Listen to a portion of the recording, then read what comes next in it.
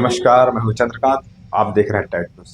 आज हम tight news में एक टाइट खबर लेके आपके पास आए हैं। हमने कई बार ये बात बताई है कि वर्ष 2022-23 और 23-24 और उसके बाद जुलाई 2024 तक कोरिया जिले के मुख्य चिकित्सा एवं स्वास्थ्य विभाग में बड़े घोटाले हुए और इन घोटालों की पोल हमने खोलने का अ, ठाना और जिसमें ये हमने कई आरटीआई लगाई। आरटीआई जब हमने लगाई तो कई तरह के आरोप लगे, परंतु जो जानकारी थी वो जानकारी देने से विभाग बचता रहा।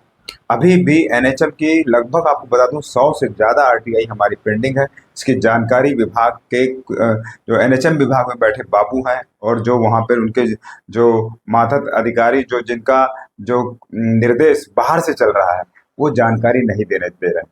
जो जानकारी मुझे मिली है उसमें हम हैरान करने वाला घोटाला सामने आया है।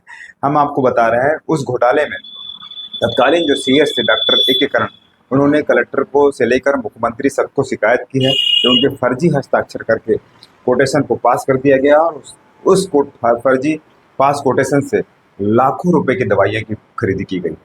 आपको बता दूं, आप हैरान हो जाएंगे कि किस तरह से इस स्वास्थ्य विभाग में लाखों की खरीदी फर्जी साइन करके कर ली गई।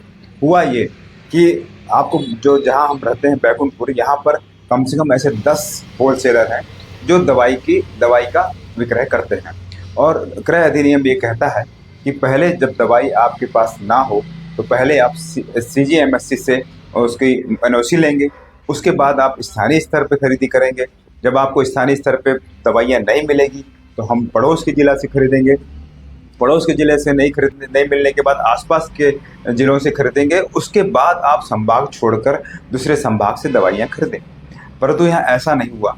यहाँ जिनसे दवाइयाँ खरीदी थी उनके कोटेशन रायपुर, धमतरी, रायगढ़, यहाँ से 3-3 कोटेशन उन्हीं के फर्म के मंगाए गए और जो यहाँ से जो स्थानीय जो विक्रेता है उनको धता बताते हुए, उनको बेवकूफ़ बनाते हुए उनसे कोटेशन तो लिया गया और उनके कोटेशन के 1-2 कोटेशन में डॉक्टर करण के ओरिजिनल साइन भी है, परंतु जो बाकी कोटेशन लिए गए उसमें डॉक्टर करण के फर्जी साइन कर लिए गए और उन फर्जी साइन करते हुए उनसे रायगढ़ से, धमतरी से, रायपुर से, दुर्ग से भारी मात्रा में दवाइयों की परचेस की गई।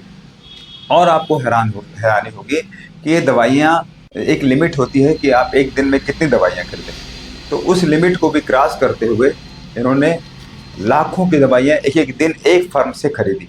और यदि इतनी हड़बड़ी भी थी तो दवाइयाँ जब आपने ऑर्डर दिया तो उससे 1 महीने बाद दवाइयाँ लाइए, तो इसमें हड़बड़ी भी नहीं समझ में नहीं आई।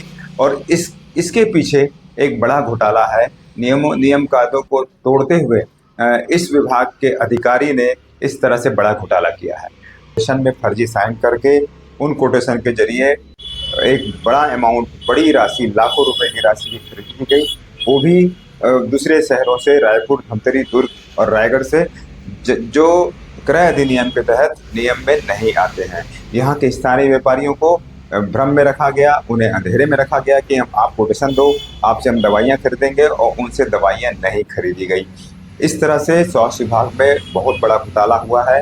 और जब ये जो हम आपको घोटाला दिखाए, ये रेगुलर मत की बात है।